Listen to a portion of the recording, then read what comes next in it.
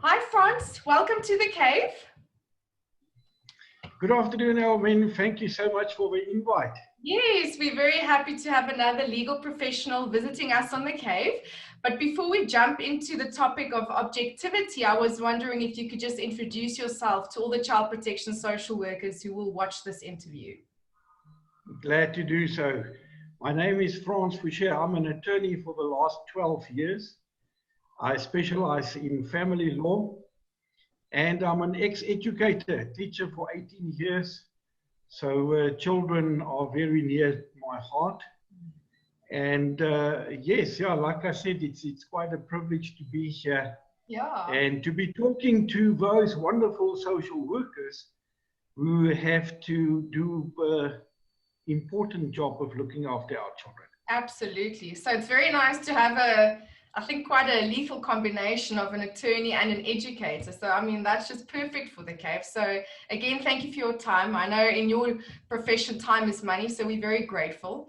So Frans, being a child protection social worker, as you obviously know, and as the audience, which is mostly child protection social workers, know, we have to go to children's courts often because of the statutory nature of our work. And often I've heard and I've experienced it myself that child protection social workers get accused of not being objective, or they are biased, something along those lines. So at the cave, we thought that it would be appropriate to discuss this topic. So to kick it off, maybe you can just, as an attorney, tell us, how do attorneys define objectivity? Well, the short answer is an attorney would define objectivity in terms of what the client says is right, but that's not what objectivity is. Yeah. Objectivity is based on a fact. Now, I've looked at what Cambridge Business Dictionary says, and it says it's a fact of being based on facts and not influenced by personal beliefs or feelings. Right, so that's a point of departure that I want to pay for us. Then I've also looked at what some attorneys said in our legal journal, the day Rebus. You must, just some background. As attorneys, we often write what we call legal opinions, and these legal opinions should be objective. So, in a nutshell, then, a legal opinion is then described as an objective interpretation of a legal position by a professional legal advisor, and listen to this, and not a praise or a worship song or a tool of endearment with one's client. Wow. So when you write this legal opinion as a legal practitioner, this is not a praise or a worship song telling your client how strong his case is. You need to base it on facts. And these facts, legal facts, should not be influenced by personal beliefs or feelings. But Elmin, I also looked at what one of our most esteemed legal masters in our country, our Judge President Mogoeng has said. Now, just a little bit of background. There's a whole debate now being battled in court, basically, because he was taken to court based on alleged biasness, where he was asked to recuse himself in a case of Bongani Masuku, who is part of a Kusadu trade union. And it's a defamation case where anti-Semitism or anti-Semitic remarks were made. Now, we know from the press conferences that the judge president has spoken in favor of Palestine, of Israel, and he came under heated fire for that. Now, the application to recuse himself was then brought, and he then, on the question of biasness, he explained himself as this. He says, although he's a Christian and he bases his beliefs on Christian principles, when it comes to the law, only the Constitution, the law, and the facts will inform his decision. Mm. So regardless of who you are, what your beliefs are, what inspires you in the morning to get up and get going, he says it's the Constitution, the law, and the facts which will inform his decision. And if we look at past decisions where he was the presiding officer, two matters come to mind. The one was the decision on corporal punishment. Yes. And there he took the stance that it was unconstitutional for parents to administer corporal punishment, despite his beliefs as a Christian. You can see how he had to basically steer away from his beliefs. Distance and himself. follow. Yes, he had to distance himself, and he had to follow the constitutional direction. Another case in point was a case where it was a case about gay and lesbian rights. And also, he was also presiding in that matter.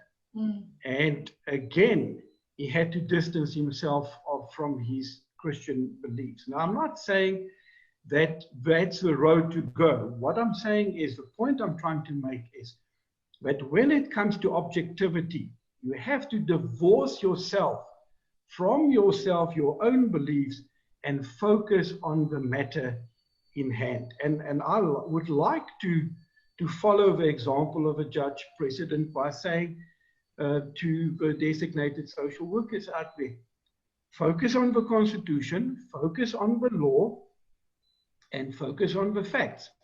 If you stay within those perimeters, you will remain objective. And then no attorney will be able to accuse you successfully that you're not being objective, which is very important in child protection social work. I mean, as child protection social workers, they are making decisions about children's lives and families ultimately. So it would be very dangerous if those decisions are informed by personal feelings or whims or cultural or religious convictions and not the facts of the case, in addition to law and theory. So it is a very dangerous game to play when you are not objective. Absolutely. I mean, you can just imagine in instances where a child might be removed from his family. I mean, our Constitutional Court on numerous cases had described it as a deeply invasive and disruptive measure. And if there's any bias or subjectivity involved, I mean, it is just unthinkable what the end results would be in a case like that. Absolutely. And then the life of that child. So it's indeed a very serious topic. And thank you for that very comprehensive definition of objectivity. So Frans, you've seen some reports of social workers and specifically child protection social workers. What have you seen, if any, in their reports that almost give it away that they were not objective? Could you think of maybe one or two things that was a dead giveaway?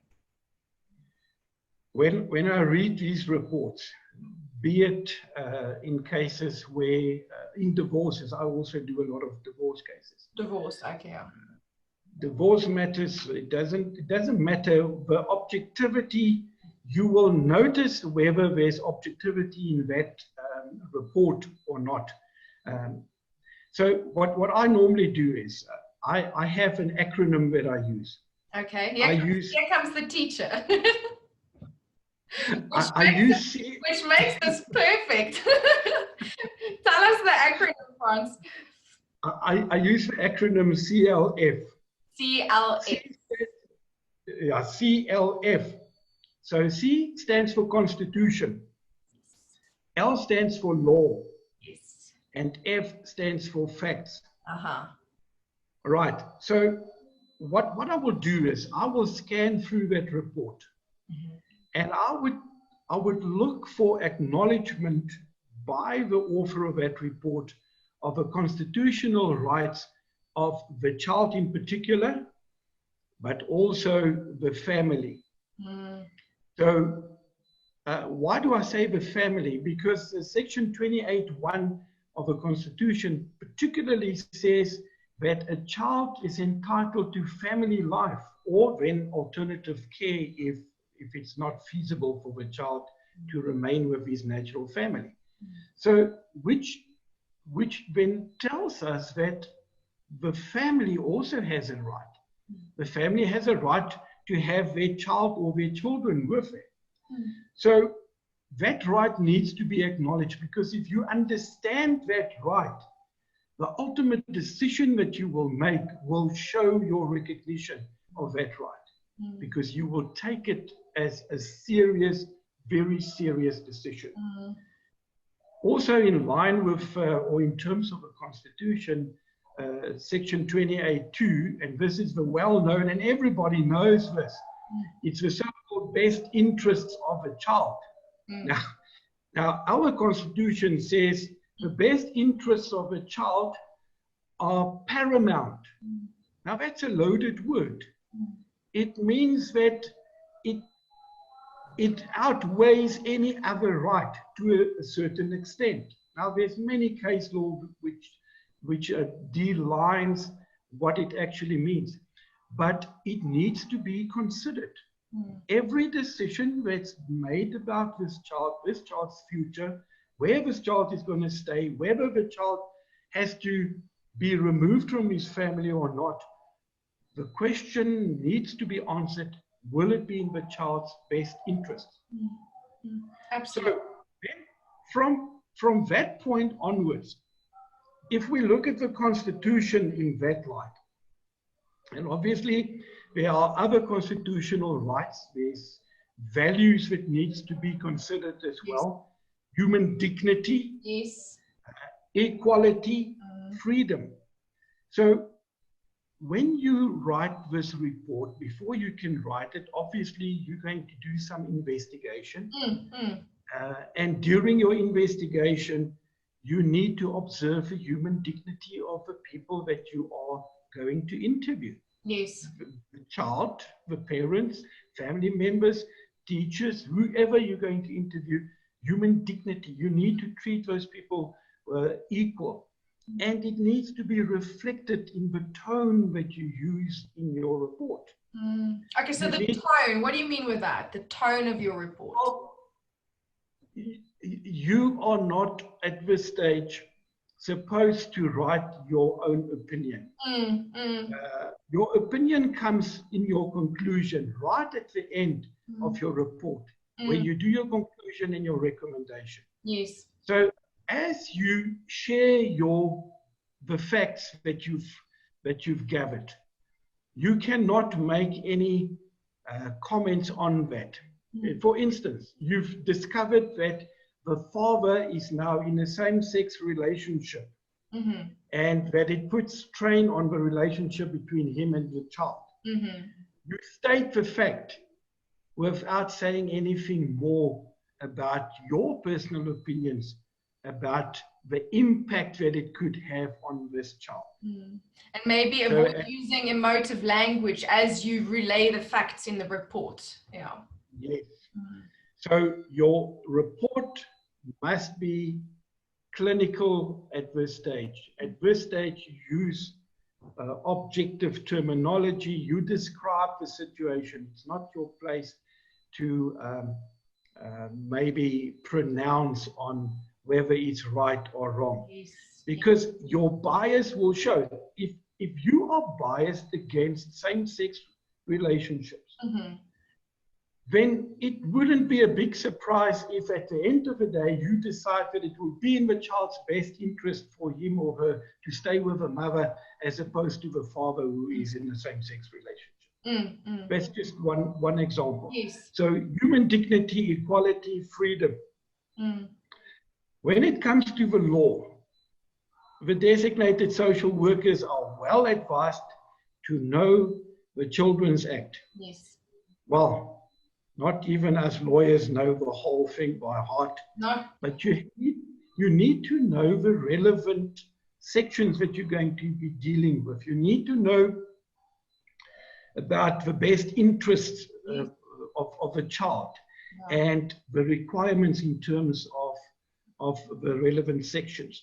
You need to know about care, the definition of care. What does it mean for a child to be well cared? Because if you know that, then you can go to section 150 and see what a child in need of care would then constitute. Yes, absolutely. I'm thinking of a section like section 152, which allows a social worker to remove a child from his family or her family without a court order.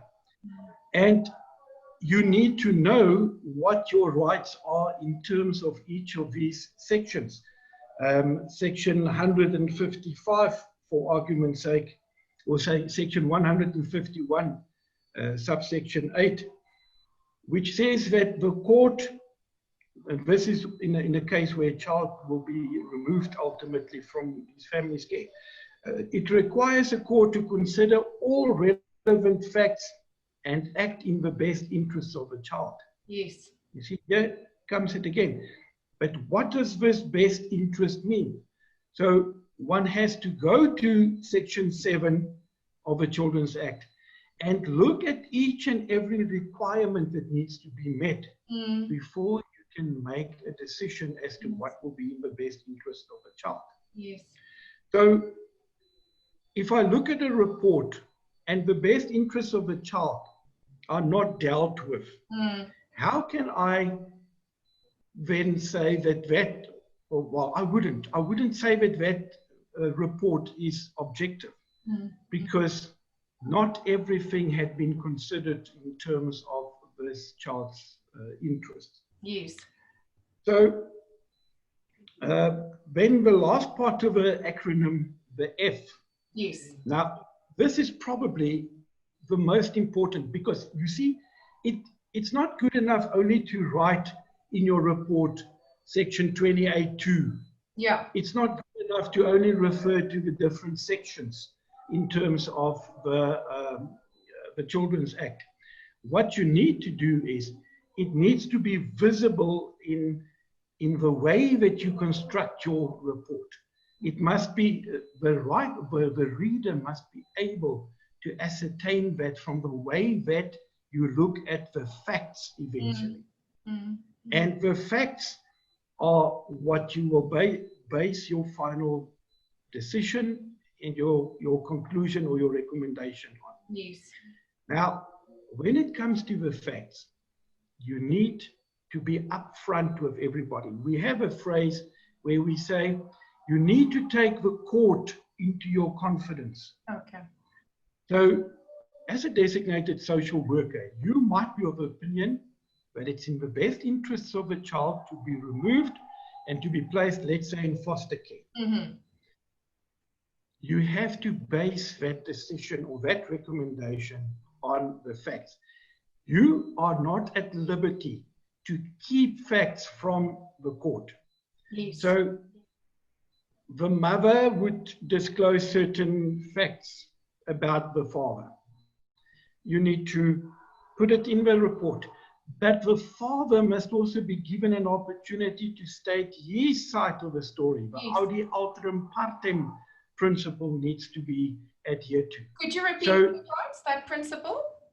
It's the audi alteram partem. What does that mean? It means that you have to hear the other side of the story. Okay. Audi, this is the teacher now speaking, is ear. Yes. Alteram means other, and party is you, the other party. Okay. Audi alteram partem. Interesting. So you will hear stories, because that's what parents will do. They will tell stories about how bad it is with the other parent. Yes. You need to follow it up. You need to test the veracity. The nice thing about it is still the court that has to make the final decision. Absolutely. It is not your decision. You just need to put the court in a position where they can accept your objective report. And by looking at the facts, it should be clear that your report is objective, because you did not favor only one side of the story. You placed both versions on record. Yeah, absolutely. Wow. So, CLF, Constitution, law, and the facts. And then and the integration of the three must be visible in your court report. Yeah. In your report, yes. Like I said, it's no good just writing there that I have adhered to the principle of the best interest, or it will be in the best interest of a child for him to remain in primary care with a mother. That's not good enough. Yeah. You need to show that you've really considered the best interests. Yeah, you say how and why you say that, and then relate it to the facts that you've mentioned. Yeah. Absolutely. Yeah, no, that's exactly that.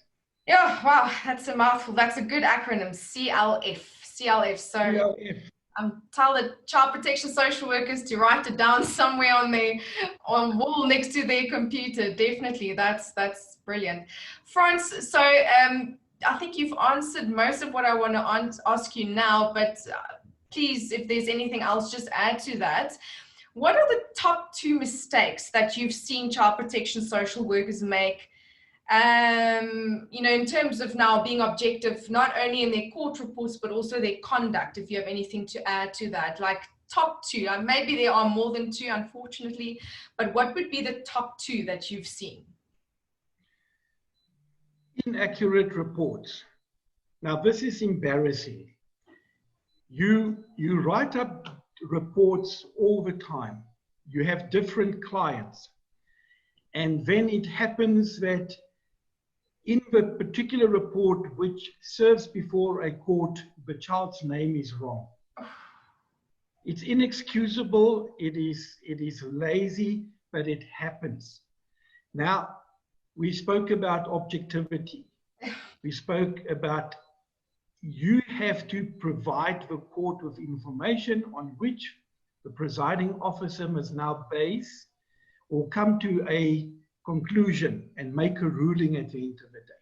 We talk about a child that probably or that might be removed from his parents' care.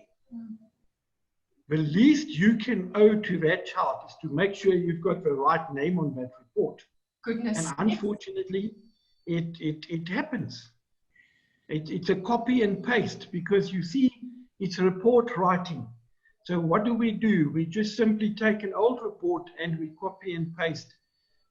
And we put the best interests of the child in and we refer to the relevant sections. And now we have a good report. No, we don't.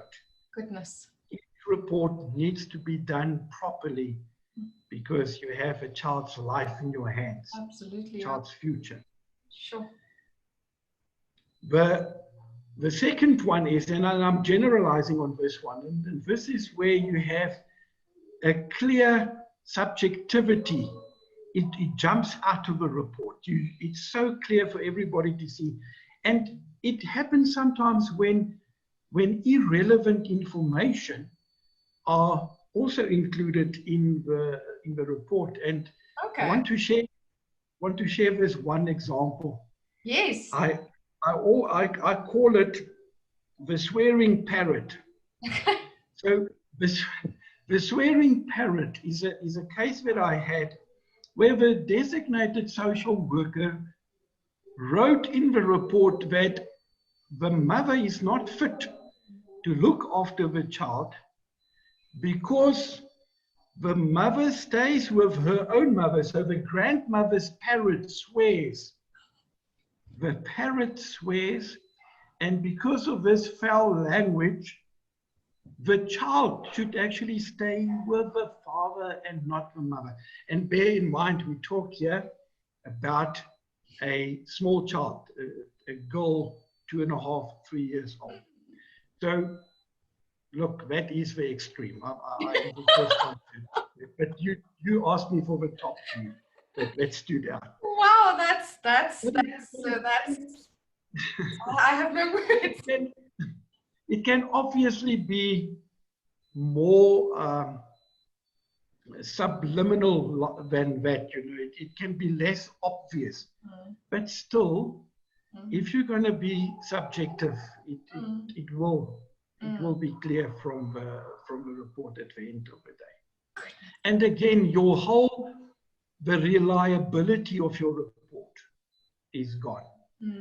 The attorney is not even going to try very hard to convince the presiding officer that this report is not worth the paper on which it's written. And that any recommendation should be taken with a pinch of salt. Yeah. So that's why objectivity is so important, because once you give an attorney any sort of idea, some form of evidence that you may have been subjective, then that's what they take. And they don't need much more then to basically request that whatever comes out of the mouth of the social worker, or whatever is written by the social worker, be dismissed. Is that how it works? Because you must remember that attorney is also going to stand there and try to convince the court that what he or she is saying is in the best interests of the child. So what I'm trying to illustrate by making that point is to say to designated social workers out there, we are not necessarily on opposing sides, because we both want the best interest of the child to be promoted. However, we might have different opinions on what the best interests are. Yes. So if you really have the best interests of the child at heart, then you should have no ulterior motive. There should be absolutely no question about your impartiality. Nobody should be able to point a finger to you and say that you and the father of the child has, let's say for argument's sake, business relations. And this can easily happen in smaller communities where people know each other. Yes. They go to church together, they meet at social gatherings. Yes. So be very specific when it comes to matters where the families are known to you and there's no way that you can get out of that matter and maybe perhaps hand it over to a colleague. You need to be upfront about your connection with that family. Okay. Yeah. You need to state it, because if it comes out afterwards under cross-examination, then again your objectivity will be blown. But I think it would be best, hey, Frans, to rather withdraw from a case when there's any conflict of interest, because I personally don't know how it's possible to remain objective if you do have some kind of a personal connection in a case. I think it must be very difficult. But you see, the bias can be just below the surface. You yourself might not even be aware of the bias. Yes. So you are absolutely right. If it is at all possible, then rather steer away from a case like that. Yeah, no, ethically, definitely, yeah. Frans, and I knew this was going to happen interviewing you. We're running out of time. Is there anything else that you want to tell the child protection social workers about objectivity before I move to my final question? Anything else that you think that from your perspective as a legal professional, that could help them to just remain objective within their investigations and when they report what they've done and what they recommend? I think I've said all that I want. I mean, I just want to highlight and illustrate the importance of when you are tasked with such an important job, yes, that you do it 100%. And that you gather the facts and that you remain objective. If you don't, the consequences might be very severe. And I just want to illustrate this with a very sad situation, a sad story, or a sad case that I had. And it had to do with a father's application to have visitation rights with his daughter. Unfortunately, the father would not accept anything less than contact over weekends and all other attempts to try and convince him to gradually phase in his contact with his 2.5-year-old daughter failed. He wouldn't, but sad to say, the designated social workers supported the father's case to say that this father is fit, that even though the child is very small, 2.5 years old, that this child should be taken from the mother on a Friday afternoon and then be returned to that mother on a Sunday evening. Despite all the arguments about attachment and problems associated with attachment, should it be interrupted? Yeah. Long story short, the father then withdrew his application, and the child had no contact, and the father had no contact with the child. Yeah. That is sad in itself, because yes, the child needs both the parents. Absolutely, and fathers have very important roles as fathers have extremely important roles, absolutely. So, but the point that I want to make is the designated social worker failed to recognize the importance of certain, let's say, characteristics of this father's personality, which were brought to court, which were ventilated in court, and she did not consider that. And 6 months later, the same man killed his mother, his son, and himself. Now, heaven forbid, if the magistrate had agreed to the social worker, who in a report suggested that it is fine for this 2.5-year-old child to visit on weekends, the whole weekend, with the father, despite the fact that we've raised concerns as to the stability and the psychological stability of the father. It is an extremely important job. It needs to be taken seriously. It has consequences. Yeah, like I said right at the beginning, the lives of children and ultimately families depend on the quality of the child protection social workers' work and investigation. So I think from our conversation, it's very clear how important it is to be objective. Sure. And that would require a lot of self-reflection, you know, in preparing for a case. And I think that's something that we also try and teach students, is to prepare well for a case. And one of the tasks of that is to reflect,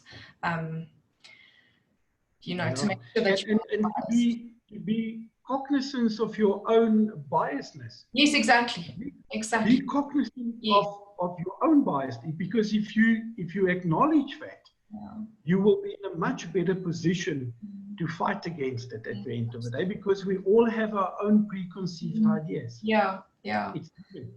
Yeah, it's true. And I think it also links up with, you know, yes, we have power as child protection social workers, but with that immense power comes a great responsibility and then ultimately accountability for whatever happens. Although some factors, or some, you know, not everything is in the hands of the child protection social worker, but a great deal is. They can't be blamed for everything that goes wrong in a case, but they definitely have a very, very critical role to play. And have they're in the position to make sure that the best interest of the child is served. So yes, very serious. Huge responsibility. Yeah. So Frans, to end off this conversation, there are child protection social workers. It might be a Monday morning and they're watching this and they already maybe feel tired. You know, they are underpaid, they are overworked, they are receiving threats from from lawyers, clients are spitting in their face, or whatever might be the case. As an attorney, is there anything that you'd like to say to them to encourage them, and maybe just an acknowledgement, you know, for the work that they do? Yeah. Look, children are our future. And you as a designated social worker, you are working with our investments in the future. And the ultimate opportunity and duty that you have to ensure that the child's best interests are met will pay dividends at the end of our lives. We will have well-adapted families with well-adapted children. We will have happy people all around us because of the work that you are doing now. And if without you, these children have nowhere else to go. You are the last resort.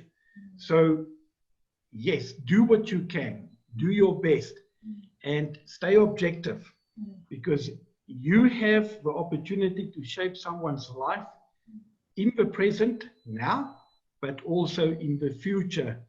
And you've got the opportunity to use it for the greater good. So if you feel bad on a Monday, you've got Monday blues, just know you've got a job to do, and the future is literally in your hands.